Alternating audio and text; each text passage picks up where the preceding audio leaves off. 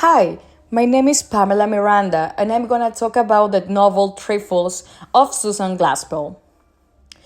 On the night of December 1st of 19,000, John Jose was murdered in his bed with two blows to the head from an axe. 4 days later, his wife, Margaret Hossack, was arrested on suspicion of the crime. An all-male jury sentenced Margaret to life in prison and hard labor. After two appeals, a new trial, and various reasonable doubts, Margaret was released, convinced neither guilty nor innocent. In April 1930, Susan Glaspell, a journalist and writer, covered the story for the Des Moines Daily News. In 1916, he turned it in a play, and in 1917 into a short novel. Trifle consists of a single act that takes place in the kitchen of Wright's home. The plot revolves around the investigation into the murder of John Wright, who appears with a noose around his neck. Minnie Wright, his wife, assures that he was sleeping when everything happened and that he didn't know anything. But the district attorney and the local sheriff don't quite give credence to Mr. Wright's story. For this reason, he appears at the house together with their respective views. They will go up to the bedroom to investigate the crime scene, and they will improve in the kitchen. Trifle is a feminist detective work that highlights the cognitive bias that each and every one of us as readers, more specifically as readers of non-criminal genre.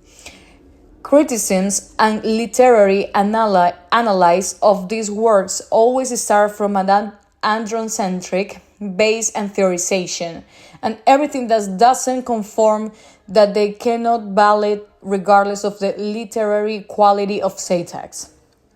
So the story and characters of crime literature has been based on masculine roles, like the lonely, the drunk, and torment detective.